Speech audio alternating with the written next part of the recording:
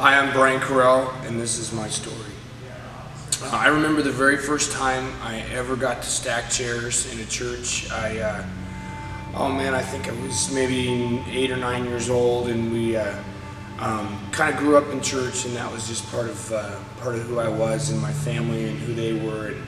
And the very first time I got to stack chairs was at a fellowship dinner in a church basement, and that was in the days when they had the old folding chairs and they were super heavy, and they had these tables that took 2 grown men to move, and I loved from that point on being able to serve and to help in the church, and that was the first time I ever got to stack chairs. I tell you that to tell you this, that I was that kid that grew up in church. I was that kid that was always there and just glad to be there. My grandma would teach Sunday school. My grandpa was on the board of our church, and just have this legacy of family and of church. And it came to a point in life, late high school and early in my post-graduation from high school, where I kind of fell away from God and just was more interested in other things than of God, and just kind of got off track. And I remember there was a time where some gentlemen, one of them being my grandpa and just some neighbors, some close neighbors, they would do this morning prayer breakfast at this cafe in the town that I was from, and we'd go in and just open up the Bible and just dissect and just talk over scripture and just kind of decide what it really meant and what God was trying to say. And that was a point in my life. I'm not real sure why, but I would go. Friday morning at 6 a.m.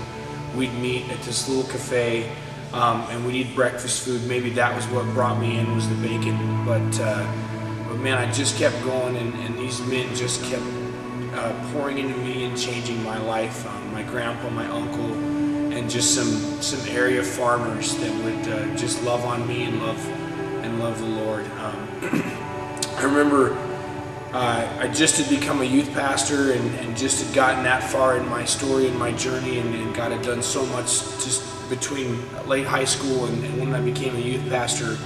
And I remember standing over here at the altar at camp, and I remember the speaker was Wayne Northrup, and he just gave just an incredible message. And I stood there at the camp, and I stood at the altar, and I can show you this specific spot where God just moved and changed my life. And I remember praying that night, God, break my heart for the lost, break my heart for those that don't know you.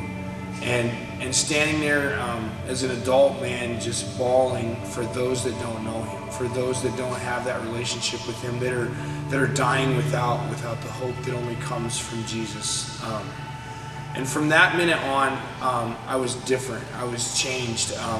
God had just done something in me, literally had broken my heart. When I think about those that don't know, there's just something inside me that just changes. And from that minute on, I knew that my purpose and my calling was evangelism. I knew that God had called me to tell others about Him in every way, shape, or form, beyond just the normal that everyone has for evangelism, but just to tell people about Him and His love and what He can do for them.